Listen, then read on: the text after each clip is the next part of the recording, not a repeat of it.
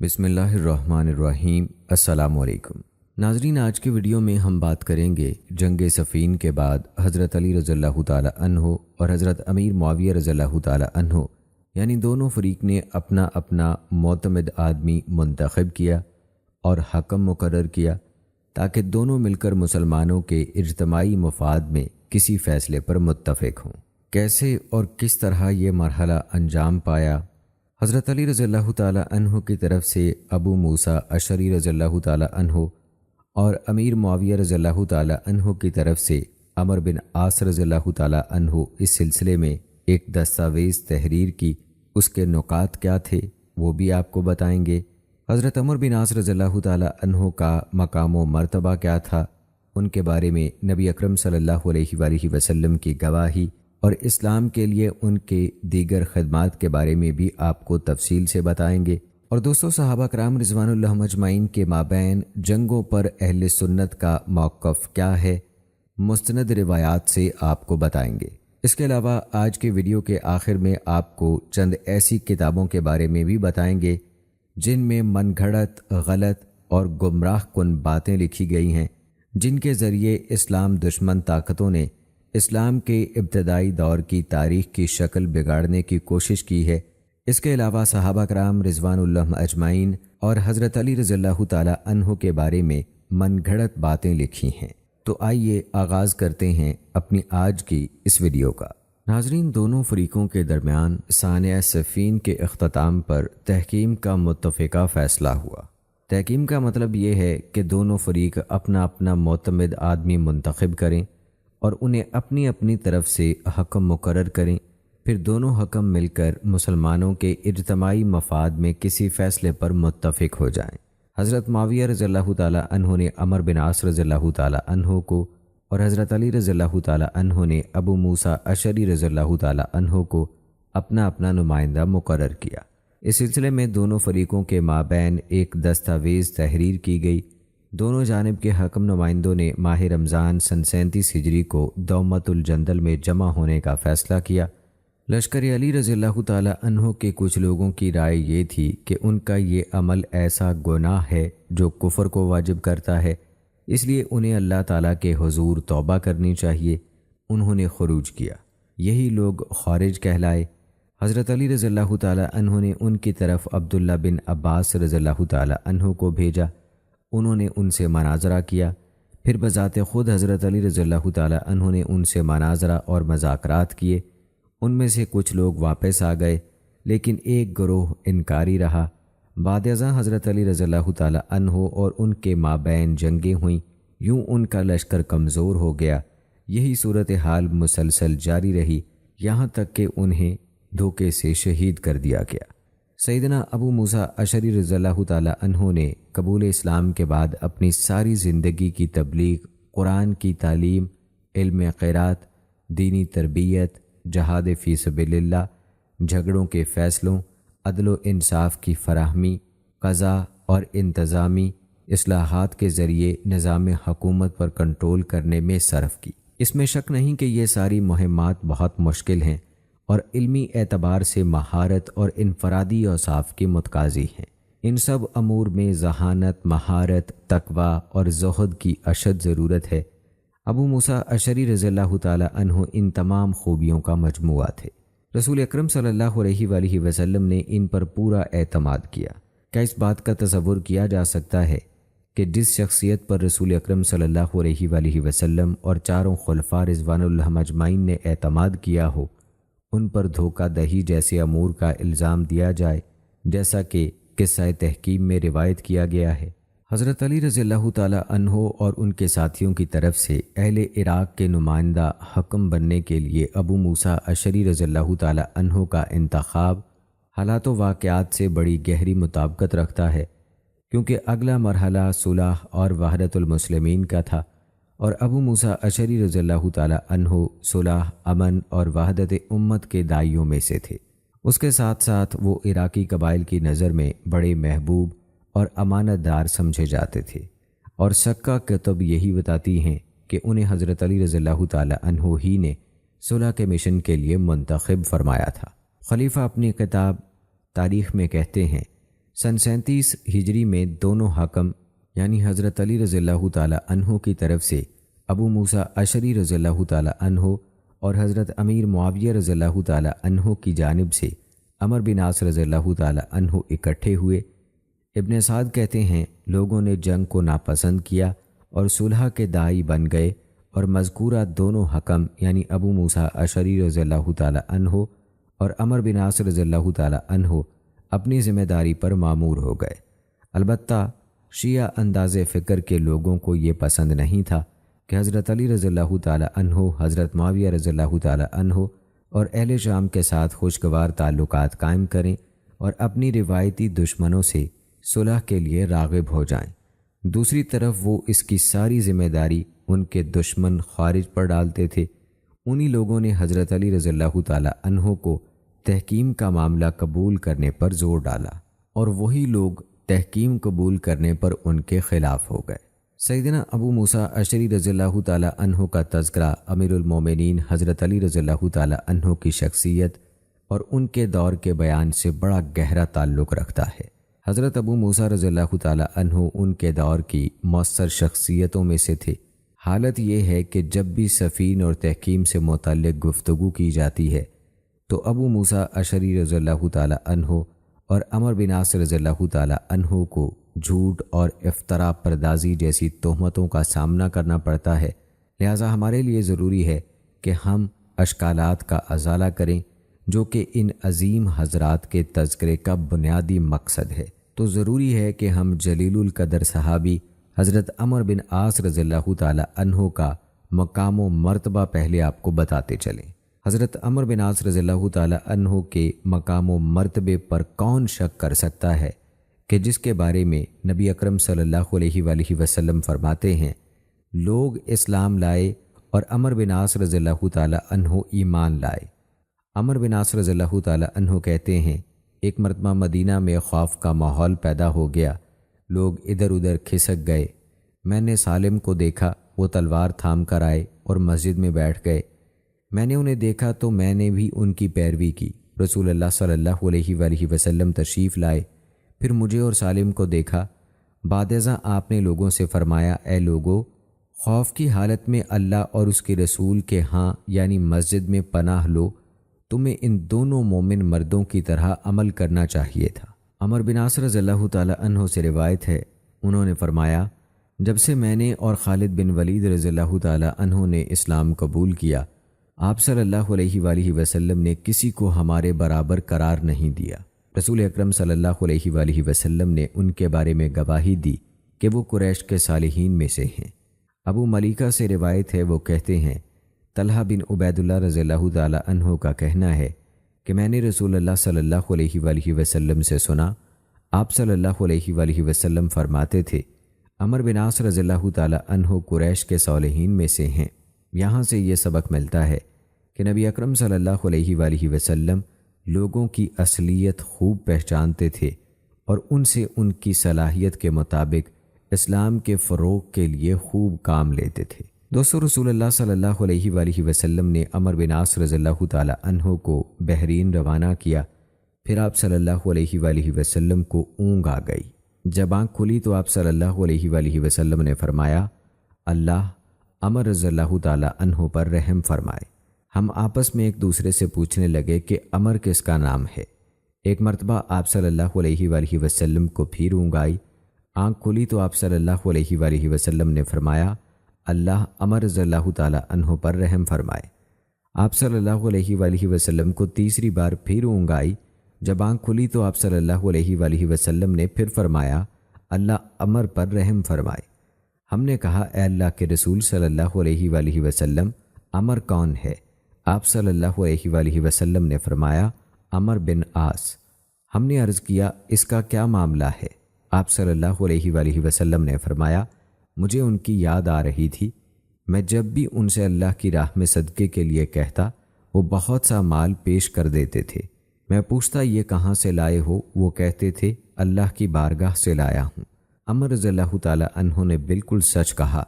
अल्लाह ताला के यहाँ अमर रज़ियल्लाहु ताला अन्हो के लिए खैर कसीर मौजूद थी। दोस्तों, अगर बात की जाए हज़रत अमर बिन आस रज़ियल्लाहु ताला अन्हो के कारनामों की, تو رسالت مآب صلی اللہ علیہ وآلہ وسلم نے جلندی کے دونوں بیٹوں جعفر اور عباد کو اسلام کی دعوت دینے کے لیے حضرت عمرو بن عاص رضی اللہ تعالی عنہ کو روانہ فرمایا۔ انہوں نے ان کو اسلام کی دعوت پیش کی۔ انہوں نے نبی اکرم صلی اللہ علیہ وآلہ وسلم کی تصدیق کی، صدقہ دیا اور قوم کے مابین دیگر فیصلوں کے لیے ان کا ساتھ دیا، اور وہ دونوں بھائی ان کے مخالفین کے بالمقابل ان کے مددگار بن گئے۔ رسول اللہ صلی اللہ علیہ وآلہ وسلم کی وفات کے بعد سیدنا ابو بکر صدیق رضی اللہ تعالی عنہ نے عمرو بن عاص رضی اللہ تعالی عنہ کو ایک لشکر کے ساتھ فلسطین روانہ کیا۔ حضرت ابو بکر صدیق رضی اللہ تعالی عنہ نے ان کو اختیار دیا کہ رسول اللہ صلی اللہ علیہ وآلہ وسلم کی تفویض کردہ ذمہ داری کو ادا کریں، یا جو دنیا و آخرت کے لیے بہتر ہو اسے پیش نظر رکھیں۔ عمرو بن عاص رضی اللہ تعالی عنہ نے ان کو لکھ بھیجا کہ میں اسلام کے تیروں میں سے ایک تیر ہوں، اللہ تعالیٰ کے بعد اس تیر کو پھینکنے والے آپ ہی ہیں، اور تیروں کو اپنے پاس جمع رکھنے والے بھی آپ ہی ہیں۔ جو تیر زیادہ شدید اور افضل نظر آئے اسے دشمن کی طرف پھینکیے۔ جب وہ مدینہ تشریف لائے تو حضرت ابو بکر صدیق رضی اللہ تعالی عنہ نے انہیں حکم دیا کہ آپ مدینے سے چلے جائیں اور لشکر تیار کریں تاکہ لوگ متوجہ ہو کر تیاری میں لگ جائیں۔ پھر انہیں ایک لشکر سونپ کر شام کی طرف روانہ کیا۔ یرموک کے مارکے میں عمر میمنے پر تھے۔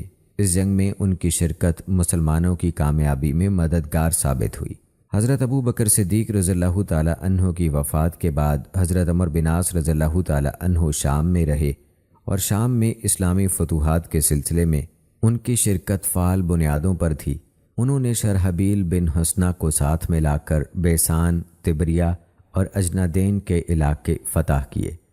انہوں نے غزہ، لد، یبنی، امواس، بیت جبرین، یافا، رفح اور بیت المقدس بھی فتح کیے۔ مزید 12 مصر کے مشہور شہر بھی فتح کیے۔ عمر بن خطاب رضی اللہ تعالی عنہ نے حضرت عمرو بن عاص رضی اللہ تعالی عنہ کو حکم دیا کہ شام کی فتوحات کے بعد تمام لشکر لے کر مصر کا رخ کریں۔ وہ نکل کھڑے ہوئے تا آنکے عریش تک پہنچے اور اسے فتح کیا۔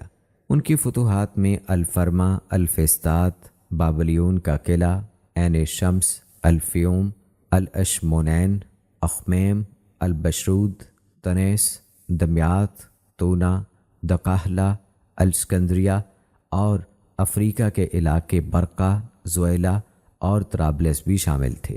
حضرت عمر فاروق رضی اللہ تعالی عنہ ان کی قائدانہ صلاحیت کی گواہی دیتے ہوئے کہتے ہیں، ابو عبداللہ رضی اللہ تعالی عنہ کے لیے زمین پر چلتے ہوئے امیر سے کم اور کوئی عہدہ مناسب نہیں۔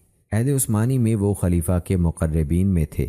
عمرو بن عاص رضی اللہ تعالی عنہ کی حقیقی شخصیت یہ ہے کہ وہ اصول کے بڑے پکے تھے۔ انہوں نے مدینہ اس وقت چھوڑا جب ان کے لیے عثمان رضی اللہ تعالی عنہ کی مدد کرنا ممکن نہ رہا۔ وہ ان کی شہادت پر روتے رہے جب ان کے پاس کوئی منصب نہ تھا، تب بھی وہ دور عثمانی میں مجلس شورا کے اجلاس میں شریک ہوتے تھے۔ وہ معاویہ رضی اللہ تعالی عنہ کے پاس اس لیے گئے تاکہ وہ قاتلین عثمان رضی اللہ تعالی عنہ کے خلاف جنگ میں باہمی تعاون کر سکیں۔ صرف شہادت عثمان رضی اللہ تعالی عنہ ہی اس بات کے لیے بہت کافی تھی کہ وہ ان کے سفاک قاتلوں کے خلاف شدید غصے کا اظہار کریں، اور یہ ضروری تھا کہ قاتلین عثمان رضی اللہ تعالی عنہ سے خون کا بدلہ لینے کے لیے مدینہ کے علاوہ کسی اور جگہ کا انتخاب کیا جائے۔ قاتلوں نے سر عام لوگوں کے سامنے خلیفہ کو شہید کیا۔ پھر اس میں تعجب کی کیا بات ہے کہ عمر رضی اللہ تعالی عنہ عثمان رضی اللہ تعالی عنہ کی شہادت پر غصے کا اظہار نہ کریں۔ اگر کسی کو اس بات پر شک ہے تو اس کا سہارا وہ جھوٹی روایات ہیں جو عمر رضی اللہ تعالی عنہ کی ایسی تصویریں پیش کرتی ہیں کہ ان کا مقصد حصول اقتدار کے سوا کچھ نہ تھا۔ دوستو، جنگ صفین کے بعد اگر تحکیم کی دستاویز کے متن کی بات کی جائے تو یہ وہ فیصلہ ہے جس پر علی بن ابی طالب رضی اللہ تعالی عنہ اور معاویہ بن ابی سفیان رضی اللہ تعالی عنہ اور ان دونوں کے ساتھیوں نے اتفاق کیا ہے، اور انہوں نے کتاب اللہ اور سنت رسول صلی اللہ علیہ وآلہ وسلم کے فیصلہ کن ہونے پر رضامندی ظاہر کی ہے۔ حضرت علی رضی اللہ تعالی عنہ کا اہل عراق کی طرف سے یہ فیصلہ ان کے حاضر اور غیر حاضر سب ساتھیوں کی طرف سے ہے، اور حضرت معاویہ رضی اللہ تعالی عنہ کا اہل شام کی طرف سے یہ فیصلہ ان کے حاضر اور غیر حاضر سب ساتھیوں کی طرف سے ہے۔ قرآن مجید از ابتدا تا انتہا جو بھی فیصلہ دے ہم سب اس پر قائم رہنے پر راضی ہیں۔ جسے وہ زندہ رکھے ہم اسے زندہ رکھیں گے، جسے وہ مردہ رکھے ہم اسے مردہ رکھیں گے۔ اس پر ہم نے فیصلہ دے دیا ہے اور اس پر ہم سب راضی ہیں۔ علی رضی اللہ تعالی عنہ اور ان کے ساتھی اپنی طرف سے عبداللہ بن قیس رضی اللہ تعالی عنہ کے نمائندہ ہونے اور فیصلہ دینے پر راضی ہیں، اور معاویہ رضی اللہ تعالی عنہ عمر بن عاص رضی اللہ تعالی عنہ کے اپنے نمائندہ ہونے اور فیصلہ دینے پر راضی ہیں۔ علی رضی اللہ تعالی عنہ اور معاویہ رضی اللہ تعالی عنہ نے عبداللہ بن قیس اور عمر بن عاص رضی اللہ تعالی عنہ سے عہد و پیمان لیا ہے کہ وہ دونوں قرآن ہی کو اپنا امام بنائیں گے اور اس سے تجاوز نہیں کریں گے، اور جو بات کتاب اللہ میں نہیں پائیں گے اس بارے میں سنت رسول صلی اللہ علیہ وآلہ وسلم کی طرف رخ کریں گے، اور جان بوجھ کر خلاف سنت کوئی فیصلہ نہیں کریں گے، نہ شبہات پیدا کرنے کی خواہش رکھیں گے۔ عبداللہ بن قیس رضی اللہ تعالی عنہ اور عمر بن عاص رضی اللہ تعالی عنہ نے علی رضی اللہ تعالی عنہ اور معاویہ رضی اللہ تعالی عنہ دونوں سے یہ عہد بھی لیا کہ وہ دونوں کتاب اللہ اور سنت رسول صلی اللہ علیہ وآلہ وسلم کے مطابق جو فیصلہ دیں گے نہ اسے ختم کریں گے نہ اس کی خلاف ورزی کریں گے۔ دونوں جو بھی فیصلہ کریں ان دونوں کے خون، ان کی اولاد، ان کے اموال، ان کے متعلقین اور جملہ اہل خانہ محفوظ ہوں گے۔ کوئی اس پر راضی ہو یا ناراض وہ حق سے تجاوز نہیں کریں گے۔ کتاب اللہ کی روشنی میں وہ جو مبنی بر حق فیصلہ دیں گے اس پر پوری امت ان دونوں کی مددگار ہوگی۔ ان دونوں فیصلہ کن افراد میں سے اگر کوئی فیصلہ کرنے سے پہلے ہی وفات پا جائے تو اس کے ساتھیوں میں سے اس کی جگہ پر کسی عدل و انصاف اور صلاحیت والی شخصیت کو فائز کیا جائے گا، اور اس پر بھی وہی عہد و میثاق لازم ہوگا جو پہلے پر لازم تھا۔ اگر دونوں امیروں میں سے کوئی اس فیصلے کی مقررہ تاریخ سے پہلے وفات پا جائے تو ان کا طبقہ ان کی جگہ پر کسی ایسی شخصیت کو ذمہ داری تفویض کر سکتا ہے جن کے عدل و انصاف پر وہ راضی ہوں۔ یہ فیصلہ دونوں فریقوں کے مابین برابری کی بنیاد پر بات چیت کرنے اور کسی پر اسلحہ نہ اٹھانے کی بنیاد پر ہوگا۔ اس تحریر میں جس بات کو فیصلہ کہا جا رہا ہے اسے دونوں امیروں، دونوں فیصلہ کرنے والوں اور دونوں فریقوں کو تسلیم کرنا ہوگا۔ اللہ تعالی ہم سے قریب ترین ہے اور وہی اس کا گواہ ہے، اس کا گواہ ہونا ہی کافی ہے۔ اگر جانبین میں سے کوئی اس کی مخالفت کرے گا اور حد سے بڑھے گا تو پوری امت اس سے بری و ذمہ ہے، اور ان دونوں کے متعلق اس کا کوئی ذمہ دار نہیں ہے۔ مقرر کردہ وقت تک تمام لوگوں کی جان، مال، اولاد اور جملہ اہل خانہ محفوظ ہوں گے، ہتھیار رکھ دیے جائیں گے، راستے پرامن ہوں گے، اور دونوں فریقوں میں سے غیر حاضر اس معاملے میں حاضر کی مانند متصور ہوگا۔ دونوں فیصلہ کرنے والے افراد اہل عراق اور اہل شام کے درمیانی مقام پر اپنا اجلاس بلائیں گے۔ اس اجلاس میں ایسا کوئی شخص شامل نہیں ہوگا جس کی موجودگی پر دونوں میں سے کسی کو کوئی اعتراض ہو یا اس کی موجودگی پر ان کی رضامندی شامل نہ ہو۔ فیصلہ دینے کے لیے طے شدہ اور مقررہ وقت ماہ رمضان کا اختتام ہے۔ اگر دونوں فیصلہ کرنے والے جلد فیصلہ دینا چاہیں تو وہ ایسا کر سکتے ہیں، اور اگر مقررہ وقت کے اختتام تک فیصلہ مؤخر کر لیں تو ایسا بھی کیا جا سکتا ہے۔ اگر دونوں فیصلہ کرنے والے کتاب اللہ اور سنت رسول صلی اللہ علیہ وآلہ وسلم کے مطابق مقررہ وقت کے اختتام تک کوئی فیصلہ نہیں دیتے تو دونوں فریقوں کو سابقہ صورتحال یعنی جنگ کی طرف لوٹ جانے کی اجازت ہوگی۔ اس معاملے میں پوری امت اس عہد و پیمان کی پاسداری کرے گی۔ جو شخص بھی اس معاملے کی مخالفت کرے یا ظلم کا رویہ اختیار کرے یا اسے غلط رخ دینے کی کوشش کرے تو پوری امت متحد ہو کر اس کا مقابلہ کرے گی۔ اس تحریر پر جن گواہوں کے نام لکھے گئے ان کی فہرست یہ ہے: حضرت علی رضی اللہ تعالی عنہ کے دونوں بیٹے حضرت حسن رضی اللہ تعالی عنہ اور حسین رضی اللہ تعالی عنہ، عبداللہ بن عباس رضی اللہ تعالی عنہ، عبداللہ بن جعفر بن ابی طالب رضی اللہ تعالی عنہ، الاشس بن قیس الکندی، اشتر بن الحارث، سعید بن قیس، حارث بن عبد المطلب کے دونوں بیٹے حسین اور طفیل، ابو سعید بن ربیع الانصاری، عبداللہ بن خباب بن الارت رضی اللہ تعالی عنہ، سہل بن حنیف، ابو بشر بن عمر الانصاری، عوف بن حارث بن عبد المطلب، یزید بن عبداللہ اسلمی، عقبہ بن عامر الجہنی، رافع بن خدیج الانصاری، عمر بن الحمق خزائی، النعمان بن اجلان الانصاری، حجر بن عدی الکندی، یزید بن اجل الکندی، مالک بن کعب الحمدانی، ربیہ بن شرحبیل، الحارث بن مالک۔ دوستو، واقعہ تحکیم کے بارے میں بڑی افسانہ طرازی کی گئی ہے۔ بے بنیاد اور من گھڑت روایات کے ذریعے صحابہ کے کردار کو داغدار کرنے کی کوشش کی گئی ہے۔ ابن العربی نے ان روایات کا بڑا عمدہ رد لکھا ہے۔ ان من گھڑت روایات میں سے سب سے معتبر روایت میں اس قصے کی تفصیلات کچھ اس انداز میں بیان کی گئی ہیں۔ اہل شام نے جب مصحف بلند کیے اور اہل عراق کو مصالحت کی دعوت دی تو دونوں طرف سے حکم مقرر کیے گئے۔ اہل عراق نے ابو موسیٰ اشعری رضی اللہ تعالی عنہ کو مقرر کیا، اہل شام نے عمرو بن عاص رضی اللہ تعالی عنہ کو مقرر کیا۔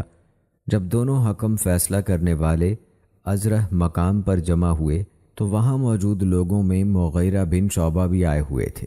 دونوں حکم حضرات نے عبداللہ بن عمر بن خطاب اور عبداللہ بن زبیر رضی اللہ تعالی عنہ کو بلا بھیجا۔ معاویہ رضی اللہ تعالی عنہ اہل شام کے ساتھ آ گئے۔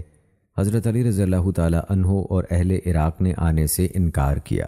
اس موقع پر مغیرہ بن شعبہ نے قریش کے کچھ اہل رائے سے پوچھا، تمہاری کیا رائے ہے کہ کیا اس اجلاس میں کوئی نئی بات ہوگی، تاکہ یہ معلوم ہو سکے کہ دونوں حکم کس اجتماعی نتیجے پر پہنچ سکیں گے یا افتراق کا شکار ہو جائیں گے۔ انہوں نے کہا، ہم اس بارے میں کچھ نہیں کہہ سکتے۔ مغیرہ نے کہا، میں ان دونوں سے علیحدگی میں ملاقات کر کے اندازہ کر سکتا ہوں۔ پہلے وہ عمرو بن عاص رضی اللہ تعالی عنہ سے جا کر ملے اور کہا، اے ابو عبداللہ، میں آپ سے جو پوچھوں بتائیے، ہم جو اس فتنے سے علیحدگی اختیار کیے ہوئے ہیں، آپ کی ہمارے بارے میں کیا رائے ہے؟ قتال کے بعد اب آپ نے جو معاملات اختیار کیے ہوئے ہیں، ہم یہ سب کچھ شک کی نگاہ سے دیکھتے ہیں۔ ہم دیکھو اور انتظار کرو کی پالیسی پر ہیں، یہاں تک کہ یہ امت مجتمع ہو جائے۔ حضرت عمرو بن عاص رضی اللہ تعالی عنہ نے کہا، میں علیحدگی اختیار کرنے والوں کے بارے میں یہ رائے رکھتا ہوں کہ وہ نیکوکار لوگوں سے پیچھے اور فاجروں سے آگے ہیں۔ مغیرہ رضی اللہ تعالی عنہ اٹھے اور چلے گئے۔ انہوں نے اس سوال کے سوا کچھ نہ پوچھا۔ پھر وہ ابو موسیٰ اشعری رضی اللہ تعالی عنہ، عبداللہ بن قیس رضی اللہ تعالی عنہ کے پاس پہنچے اور ان سے بھی یہی سوال کیا۔ انہوں نے کہا، میں تمہیں اچھی رائے والا سمجھتا ہوں، تم میں مسلمانوں کی کچھ باقیات ہیں۔ مغیرہ اٹھے اور چلے گئے اور اس سوال کے سوا کچھ نہ پوچھا۔ پھر انہوں نے قریش کے اہل رائے سے جا کر کہا، میرے خیال میں یہ دونوں حکم کسی ایک رائے پر متفق نہیں ہو سکتے۔ بعد ازاں جب دونوں حکم اکٹھے ہوئے اور باہمی مذاکرات شروع ہوئے تو عمرو بن عاص رضی اللہ تعالی عنہ نے معاً کہا کہ سب سے پہلے حق پر مبنی فیصلہ یہ کریں کہ کون اہل وفا ہیں اور کون عہد توڑنے والے ہیں۔ ابو موسیٰ رضی اللہ تعالی عنہ نے کہا، اصل بات یہ ہے۔ انہوں نے کہا، کیا آپ کو معلوم نہیں کہ معاویہ رضی اللہ تعالی عنہ اور اہل شام حسب وعدہ وقت مقررہ پر پہنچ گئے ہیں؟ انہوں نے کہا، جی ہاں، یہ ٹھیک ہے۔ عمر رضی اللہ تعالی عنہ نے کہا، یہ بات لکھو، تو ابو موسیٰ نے لکھ لی۔ عمر رضی اللہ تعالی عنہ نے کہا، کیا ہم کسی ایسی شخصیت کا تعین کر دیں جو اس امت کے والی ہو؟ کسی ایسی شخصیت کا نام لیجئے، اگر میرے لیے ممکن ہوا تو میں آپ کا ساتھ دوں گا، اگر آپ ایسا نہیں کر سکتے تو آپ کو میرا ساتھ دینا ہوگا۔ پھر انہوں نے معاً کہا، اے ابو موسیٰ، میں معاویہ بن ابی سفیان رضی اللہ تعالی عنہ کا نام پیش کرتا ہوں۔ یہ سنتے ہی دونوں نے ایک دوسرے کو برا بھلا کہا، مجلس برخاست کر کے باہر نکل آئے اور لوگوں کے پاس پہنچ گئے۔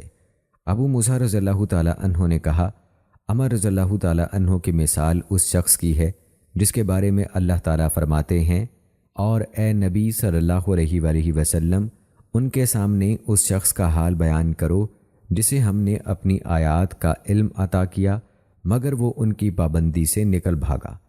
ابو موسیٰ چپ ہوئے تو عمرو بن عاص رضی اللہ تعالی عنہ بولے، میں نے ابو موسیٰ کو ایسے شخص کی مانند پایا جن کے بارے میں فرمان الہی ہے، جن لوگوں کو تو رات کا حامل بنایا گیا مگر انہوں نے اس کا بار نہ اٹھایا، ان کی مثال اس گدھے کی سی ہے جن پر کتابیں لدی ہوئی ہیں۔ ایک دوسرے کے بارے میں جو کچھ کہا تمام علاقوں کی طرف لکھ بھیجا۔ امام ظاہری خود اس واقعے میں موجود نہ تھے، لہٰذا یہ روایت مرسل ہے اور ان کی مراسیل جیسا کہ علماء نے قرار دیا ہے کہ تیز چلنے والی ہوا کی مانند ہے، ان سے استدلال صحیح نہیں ہے۔ دوستو، اس میں کوئی شک نہیں کہ اختلاف کی وہ شکل جس کے نتیجے میں دونوں اطراف کے حکم حضرات نے واپس امت کی جانب یا اہل شورا کی طرف معاملات لوٹانے کا فیصلہ کیا، وہ قاتلین عثمان کے حوالے سے علی رضی اللہ تعالی عنہ اور معاویہ رضی اللہ تعالی عنہ کے درمیان اختلاف تھا۔ حضرت معاویہ رضی اللہ تعالی عنہ خلافت کے مدعی تھے، نہ حضرت علی رضی اللہ تعالی عنہ کے استحقاق خلافت سے انکاری تھے۔ وہ شام میں تقریباً 20 سال سے والی تھے، لہٰذا لوگوں کی اپنے حق میں اطاعت سے مستفید ہو رہے تھے۔ ابن دہیہ الکلبی اپنے کتاب علامہ نصر المبین فی المزازت بین اہل صفین میں کہتے ہیں، ابو بکر محمد بن طیب العشری الباقلانی نے مناقبہ الائمہ میں کہا ہے، دونوں حکم حضرت علی رضی اللہ تعالی عنہ کو ہٹانے پر ہرگز متفق نہیں ہوئے۔ اگر وہ دونوں ان کو ہٹانے پر متفق ہو بھی جاتے تو یہ صحیح فیصلہ نہ ہوتا، تاکہ کتاب و سنت دونوں یا ان دونوں میں سے کوئی ایک ان کی سبق دوشی کو واجب قرار نہ دے، کیونکہ تحکیم کے جس فیصلے پر اتفاق ہوا تھا اس کا بھی یہی تقاضا تھا کہ دونوں حکم واضح طور پر بیان کریں کہ وہ کتاب و سنت کے کس حکم کی روح سے یہ فیصلہ دے رہے ہیں۔ وہ اسی سے پہلو تہی یا تجاوز نہیں کر سکتے تھے، نہ اس میں اپنی خواہش کو دخل دے سکتے تھے۔ اس بات پر دونوں سے پختہ عہد لیا گیا تھا، اور یہ کہ اگر وہ کتاب اللہ سے تجاوز کریں گے تو ان کے فیصلے کی کوئی حیثیت نہیں ہوگی۔ کتاب و سنت ان کے یعنی حضرت علی رضی اللہ تعالی عنہ کی امامت، عظمت، صدق و عدل، سبقت فی الدین، مجاہدانہ کارناموں، قرابت رسول صلی اللہ علیہ وآلہ وسلم، علم و معرفت اور تحمل و بردباری کی صفات پر گواہ ہیں، اور وہ امامت اور خلافت کی ذمہ داریوں کو اٹھانے کے اہل ہیں۔ آئیے دوستو اب تذکرہ کرتے ہیں صحابہ کرام رضوان اللہ اجمعین کے مابین جنگوں پر اہل سنت کے موقف کا۔ صحابہ کرام رضوان اللہ اجمعین کے مابین جو جنگیں وقوع پذیر ہوئیں ان کے بارے میں اہل سنت کا موقف یہ ہے کہ ان کے باہمی اختلافی معاملات پر تبصرے سے گریز کیا جائے۔ طرفین میں سے کسی کی نسبت دشمنی، بغض اور کینہ پروری کے عنوان سے ہرگز کوئی گفتگو نہ کی جائے، صرف ان کے شایان شان بات کی جائے۔ ہر مسلمان پر واجب ہے کہ ان سب سے محبت رکھے، ان کے لیے دعا کرے کہ اللہ تعالیٰ ان سے راضی ہو اور ان پر رحم فرمائے۔ ہر مسلمان ان کے فضائل یاد رکھے اور ان کے مناقب کا دل سے اعتراف کرے، اور جو کچھ ان کے مابین رونما ہوا وہ محض اجتہاد کی بنیاد پر تھا۔ صحیح یا غلط نقطہ نگاہ دونوں حالتوں میں ان کے لیے اجر و ثواب ہے، البتہ اجتہاد میں صحیح رائے قائم کرنے والے کا ثواب غلطی کرنے والے کے اجر سے دگنا ہے۔ صحابہ کرام رضی اللہ تعالی عنہم اجمعین میں سے قاتل و مقتول دونوں جنت میں جائیں گے۔ علماء اہل سنت نے ان کے اختلافی امور میں زیادہ بات کرنے سے ممانعت فرمائی ہے۔ نصوص کا ذکر کرتا ہوں جن میں صحابہ کرام کے مابین لڑائی کے حوالے سے رہنمائی ملتی ہے۔ وہ نصوص یہ ہیں، اللہ تعالیٰ کا فرمان ہے جس کا ترجمہ ہے، اور اگر اہل ایمان میں سے دو گروہ آپس میں لڑ پڑیں تو ان کے درمیان صلح کراؤ، پھر ان دونوں گروہوں میں سے ایک دوسرے پر زیادتی کرے تو تم اس زیادتی کرنے والے گروہ سے لڑو یہاں تک کہ وہ اللہ کے حکم کی طرف پلٹ آئے، پھر اگر وہ پلٹ آئے تو ان کے درمیان عدل کے ساتھ صلح کرا دو اور انصاف کرو کہ اللہ انصاف کرنے والوں کو پسند کرتا ہے۔ اس آیت میں اللہ تعالیٰ کا یہ حکم ہے کہ جب مومنوں کے درمیان لڑائی کے حالات پیدا ہو جائیں تو ان کے مابین صلح کرائی جائے، کیونکہ وہ سب آپس میں بھائی بھائی ہیں، اور یہ باہمی لڑائی انہیں ایمان کی صفت سے خارج نہیں کرتی، جبکہ اس صفت کی مناسبت سے خود اللہ تعالیٰ نے ان کا نام مومنین رکھا ہے اور ان کے مابین اصلاح کا حکم دیا ہے۔ اللہ نہ کرے جب بھی مومنوں کے درمیان لڑائی ہو تو وہ ایمان سے خارج نہیں ہوتے۔ رسول اللہ صلی اللہ علیہ وآلہ وسلم کے اصحاب جنہوں نے جمل کے واقعے میں آپس میں لڑائی کی، وہ اپنے رب کی نگاہ میں حقیقی ایمان پر قائم و دائم ہیں، اختلاف رائے کا ان کے ایمان پر کوئی منفی اثر نہیں پڑا، کیونکہ یہ سب کچھ اجتہاد کی بنیاد پر رونما ہوا۔ حضرت ابو سعید خدری رضی اللہ تعالی عنہ سے روایت ہے کہ رسول اللہ صلی اللہ علیہ وآلہ وسلم نے فرمایا، مسلمانوں کے ایک گروہ میں دین سے نکلنے کی شکل پیدا ہوگی، انہیں وہ قتل کرے گا جو زیادہ حق پر ہوگا۔ جس گروہ کی جانب اوپر اشارہ کیا گیا ہے وہ در حقیقت علی رضی اللہ تعالی عنہ اور معاویہ رضی اللہ تعالی عنہ کے درمیان اختلاف کا بیان ہے۔ دونوں گروہوں کو مسلمانوں کے عنوان سے موسوم کیا گیا ہے اور ان دونوں کا تعلق حق سے ہے۔ یہ حدیث نبوت کی علامات میں سے ایک بہت بڑی نشانی ہے کہ جو کچھ بھی ہوا جناب رسالت مآب صلی اللہ علیہ وآلہ وسلم کی پیشگوئی کے مطابق ہوا۔ اس میں اہل شام اور اہل عراق دونوں کے مسلم ہونے کا بھی حکم ملتا ہے، بخلاف رافضی فرقہ اور دیگر جاہل لوگوں کے جو اہل شام کی تکفیر کا عقیدہ رکھتے ہیں۔ اس سے یہ بھی معلوم ہوتا ہے کہ حضرت علی رضی اللہ تعالی عنہ اور ان کے ساتھی زیادہ برحق تھے۔ اہل سنت والجماعت کا یہی مسلک ہے اور یہی موقف صحیح ہے۔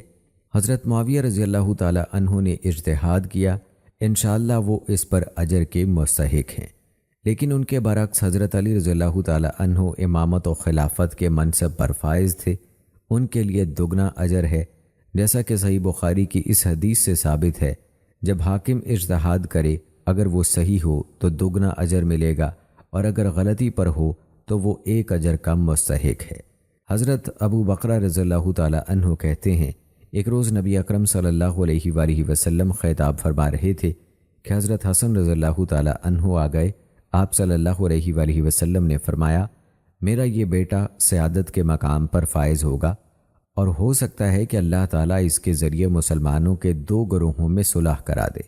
اس حدیث میں نبی اکرم صلی اللہ علیہ وآلہ وسلم کی طرف سے یہ گواہی ملتی ہے کہ اہل عراق اور اہل شام دونوں مسلمان ہیں، اور اس حدیث میں واضح طور پر ان خوارج کی تردید کی گئی ہے جنہوں نے ایک طرف حضرت علی رضی اللہ تعالی عنہ اور ان کے ساتھیوں پر اور دوسری طرف حضرت معاویہ رضی اللہ تعالی عنہ اور ان کے ساتھیوں پر تکفیر کا فتویٰ لگایا۔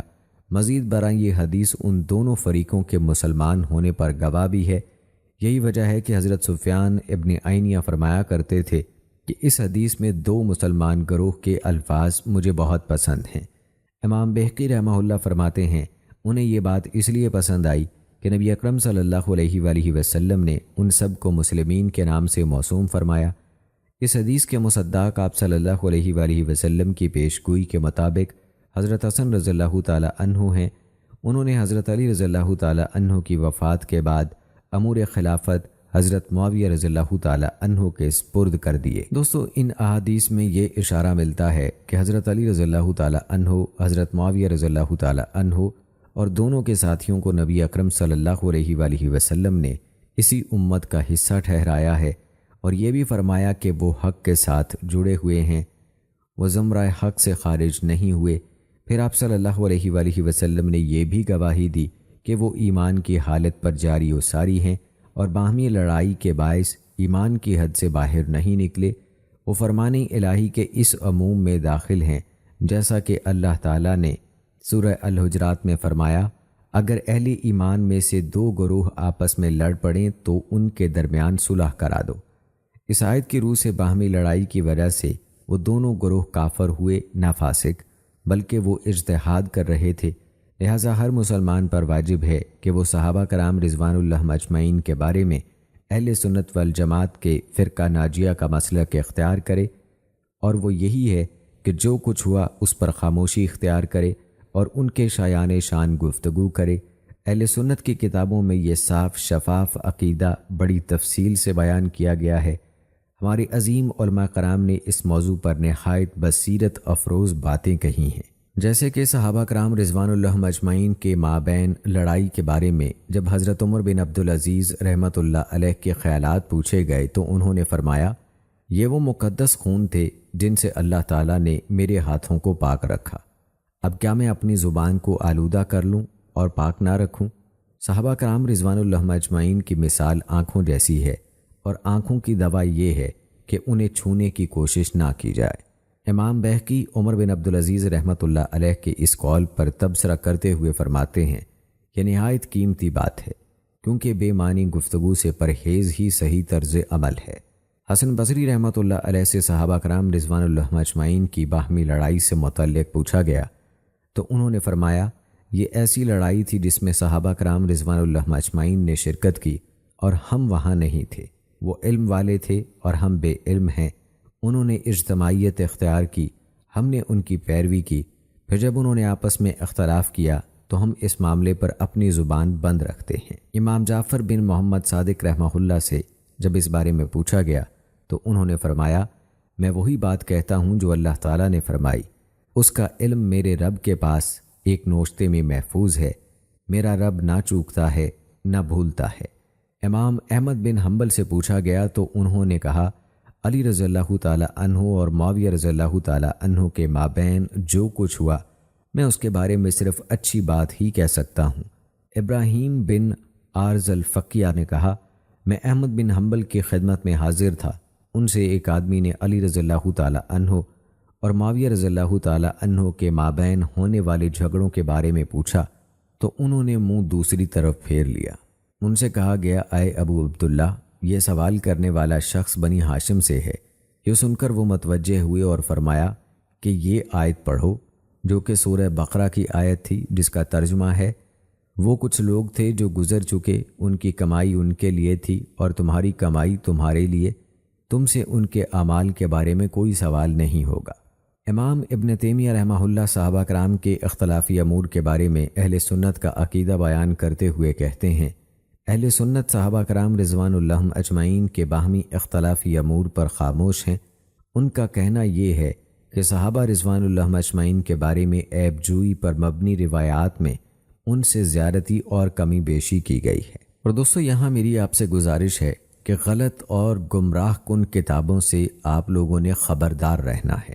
ابن قتیبہ کی جانب منسوب الامامۃ والسیاسہ کے زیر عنوان کتاب اسلام کے ابتدائی دور کی تاریخ کی شکل بگاڑنے والی کتابوں میں سے ایک ہے۔ ڈاکٹر عبداللہ اسیلان نے اپنی تالیف الامامۃ والسیاسہ فی المیزان التحقیق العلمی میں بہت سارے دلائل و براہین پیش کیے ہیں جو اس بات پر دلیل ہیں کہ امام ابن قتیبہ کی طرف اس کتاب کی نسبت کرنا سفید جھوٹ ہے۔ ڈاکٹر علی نفی الاعلانی لکھتے ہیں، بہت باریک بینی سے یہ کتاب پڑھنے کے بعد میری ترجیحی رائے یہ قرار پائی ہے کہ اس کتاب کا مؤلف کوئی خبیث رافضی ہے۔ اس نے یہ کتاب دھوکے سے ابن قتیبہ کی کتابوں میں شامل کرنے کی کوشش کی ہے، کیونکہ ان کی کتابوں کی تعداد بہت زیادہ ہے اور یہ وہ محدثین کرام کے نقطہ نظر کے حامل ہیں۔ ہو سکتا ہے کہ اس کتاب کا مؤلف مراکش کا کوئی رافضی ہو، کیونکہ ابن قتیبہ کی مراکش میں بڑی اچھی شہرت ہے۔ نہج البلاغہ، جن کتابوں نے تاریخ صحابہ کی شکل بگاڑنے میں اپنا حصہ ڈالا ہے، ان میں سے ایک نہج البلاغہ بھی ہے۔ اس کتاب پر اس کی سند اور متن دونوں پہلوؤں سے اعتراض کیا جاتا ہے۔ یہ کتاب امیر المومنین حضرت علی رضی اللہ تعالیٰ عنہ کی شہادت کے 3.5 صدیوں بعد بغیر کسی سند کے مرتب کی گئی ہے۔ شیعہ نے اس کی تالیف کی نسبت الشریف الرضی کی طرف کی ہے، اور وہ شخص محدثین کی نظر میں اس وقت بھی غیر مقبول ہے جبکہ وہ سند کے ساتھ اپنی بدعت کی حمایت میں روایت بیان کرے، اور اگر وہ بغیر سند کے ایسی بات بیان کرے تو پھر ہرگز قابل قبول نہیں، جیسا کہ اس نے اس کتاب میں کیا ہے۔ محدثین کی نظر میں نہج البلاغہ مرتب کرنے والا اصل شخص اس کا بھائی ہے۔ امام ابن تیمیہ رحمہ اللہ کہتے ہیں، اہل علم جانتے ہیں کہ اس کتاب کے اکثر خطبے حضرت علی رضی اللہ تعالیٰ عنہ پر افتراء پردازی کے مترادف ہیں۔ اس کا غالب حصہ پہلے لکھی گئی کسی اور کتاب میں نہیں ہے، نہ اس کی کوئی معروف سند ہے۔ امام ابن حجر کا کہنا ہے، الشریف الرضی پر الزام ہے کہ اس نے کتاب وضع کی ہے۔ وہ کہتے ہیں کہ جو شخص بھی اس کا مطالعہ کرے گا یقیناً جان لے گا کہ حضرت علی رضی اللہ تعالیٰ عنہ کی جانب ان کی نسبت جھوٹ پر مبنی ہے اور اس کا اکثر حصہ باطل ہے۔ بہت سارے محققین نے اس موضوع پر بحث و تفتیش کے بعد حضرت علی رضی اللہ تعالیٰ عنہ کی طرف اس کی نسبت کو صحیح قرار نہیں دیا۔ اسی طرح کتاب الاغانی مولفہ ابو الفرج اصفہانی، کتاب الاغانی کو ادب، قصے، کہانیوں، گیتوں اور راگوں کی کتاب سمجھا جاتا ہے۔ یہ کتاب علم، تاریخ اور فقہ سے کوئی تعلق نہیں رکھتی۔ اہل ادب اور مورخین اس کی آواز سے مانوس ہیں، لیکن اس کا یہ مطلب نہیں کہ اس میں جو نسلی تعصب، تہمتوں، جھوٹی عیب جوئی اور طعنہ زنی کی جو باتیں ہیں ان پر خاموشی اختیار کی جائے۔ عراقی شاعر اور عظیم استاد ولید الاعظمی نے اپنی مارکہ آراق کتاب میں حقیقت حال سے پردہ اٹھایا ہے۔ اس کتاب میں موجود جھوٹ، قومیتوں کے تعصب اور کینہ پروری کی باتوں کو واضح کیا گیا ہے۔ اسی طرح ایک اور کتاب ہے تاریخ الیعقوبی۔ اس کے مؤلف کا نام احمد بن ابی یعقوب اسحاق بن جعفر بن وہب بن واضح العباسی ہے۔ یہ اہل بغداد میں سے ہے، شیعی امامی مورخ ہے۔ عباسی دور حکومت میں دیوان تحریر کرنے کا کام انجام دیتا تھا، اسی وجہ سے اسے کاتب عباسی کے لقب سے یاد کیا جانے لگا۔ یعقوبی نے اسلام کی تاریخ شیعہ امامیہ کے نقطہ نظر سے پیش کی ہے۔ وہ حضرت علی رضی اللہ تعالی عنہ اور ان کے بیٹوں کے سوا کسی اور کی خلافت نہیں مانتا، اور حضرت علی رضی اللہ تعالی عنہ کو وصی کے نام سے یاد کرتا ہے۔ ابو بکر و عمر و عثمان رضی اللہ تعالی عنہ کی تاریخ بیان کرتے ہوئے ان کے لیے خلیفہ کا لقب استعمال نہیں کرتا۔ وہ کہتا ہے کہ انہوں نے صرف اقتدار سنبھالا، پھر ان میں سے کوئی محترم خلیفہ ایسا نہیں جس پر اس نے طعنہ زنی نہ کی ہو۔ اس نے کبار صحابہ رضوان اللہ اجمعین کے ساتھ بھی یہی سلوک کیا ہے۔ یہ شخص حضرت عائشہ رضی اللہ تعالی عنہا، حضرت خالد بن ولید رضی اللہ تعالی عنہ، حضرت عمرو بن عاص رضی اللہ تعالی عنہ اور حضرت معاویہ بن ابی سفیان رضی اللہ تعالی عنہ کے بارے میں بہت بری باتیں کرتا ہے۔ ثقیفہ بنی سعدہ کا واقعہ بڑے منفی انداز سے پیش کرتا ہے۔ اس میں یہ دعویٰ کیا گیا ہے کہ حضرت علی رضی اللہ تعالی عنہ وصی تھے اور ان سے خلافت چھیننے کی سازش کی گئی تھی۔ تہمت لگانے میں اس کا انداز اسی کی قوم کے شیعوں اور رافضیوں جیسا ہے، یا تو وہ پوری روایت اور خبر خود گھڑ لیتے ہیں یا کسی اور خبر اور روایت میں اضافہ کر دیتے ہیں، اور یہ اضافہ سیاق و سباق دیکھے بغیر ہوتا ہے، یہاں تک کہ اس کے معنوں میں بھی تبدیلی آ جاتی ہے۔